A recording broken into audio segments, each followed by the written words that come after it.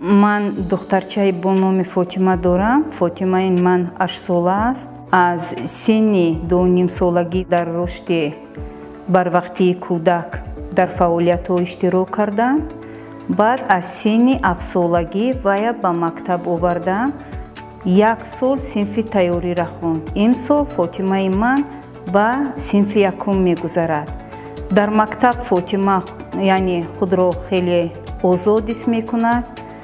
با معلمه و با همسالان خود، با همصنفان خود وی معامله خیلی خوب دارد. دیگر کودکان فاطمه را خوب قبول کردند و این نتیجه کوشش های امون معلمه است. چون که من پیش از به مکتب رفتن معلمه و فاطمه دخترچه خودم را شناس کردم.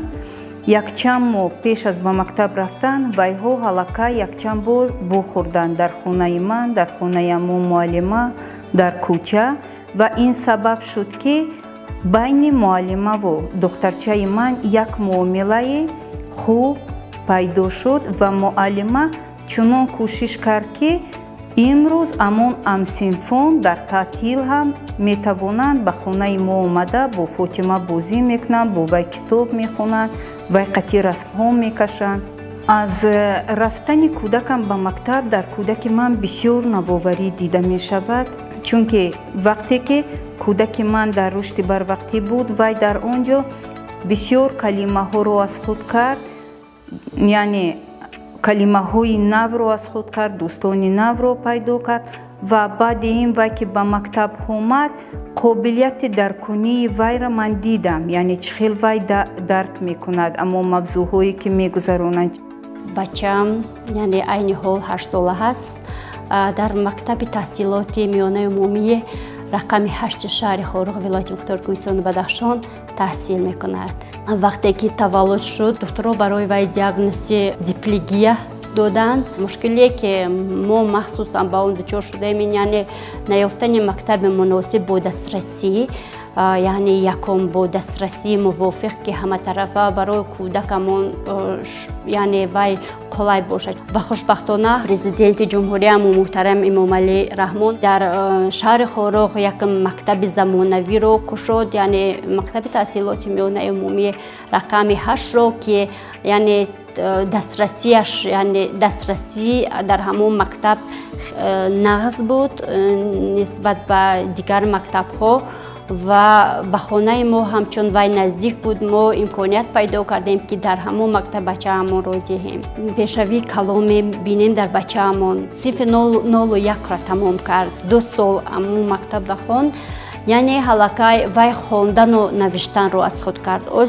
آزادانه میخواند و مینویسد. دوم فن دوست داشتم ای بچه هم یعنی این فن متماتیک است. مثال ها را تیزتر وی حل میکند که همه بسیار با نوشته میشود. خیر خدا به شکر حلقه همه حرف ها را میداند، میخواند، مینویسد، لیکن فن دوست داشتهش فن متماتیک است. خیلی که در رشد کودکی بر وقت بود، چه خیلی که در مکتب به فکر در همین جا مشکلی با کودک ما تماما نداریم.